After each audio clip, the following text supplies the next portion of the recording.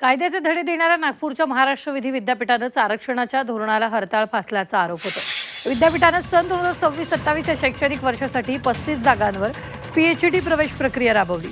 नियमानुसार यामध्ये 23 जागा विविध राखीव प्रवर्गासाठी तर 12 जागा खुल्या प्रवर्गासाठी होत्या। मात्र विद्यापीठानं जाहीर केलेल्या 26 उमेदवारांच्या अंतिम यादीत एकही अनुसूचित जाती, अनुसूचित जमाती किंवा SC-BC प्रवर्गाचा उमेदवार नाही। धक्कादायक बाब म्हणजे खुल्या प्रवर्गासाठी केवळ 12 जागा असताना तिथं 22 उमेदवार भरले गेले, तर ओबीसीच्या 7 पैकी 4 जागा गायब करण्यात आल्या। विद्यापीठाला आरक्षणाचा कायदा लागू नाही का असा सवाल आता विचारला जातो।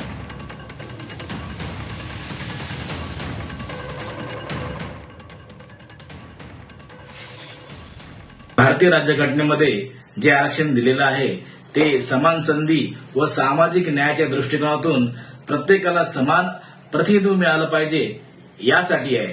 हे केवळ धोरण नसून ही घटनात्मक बाब आहे आणि महाराष्ट्र नॅशनल लॉ युनिव्हर्सिटीने या धोरणाची अंमलबजावणी न करता ज्या काही राखीव जागा ऍडव्हर्टाइजमेंटद्वारे दिलेल्या होत्या त्या कमी करून ओपन जागेवरती वाढ केलेली आहे।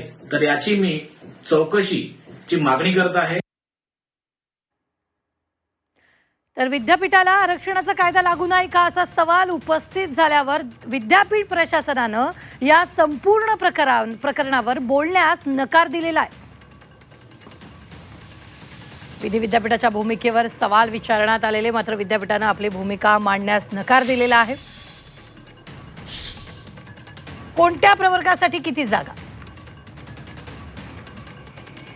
अनुसूचित जातीसाठी 5 जागा राखीव,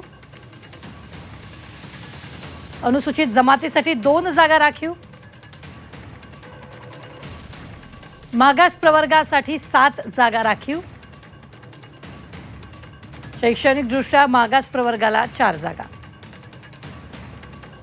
भटक्या जमाती 1 जागा राखीव,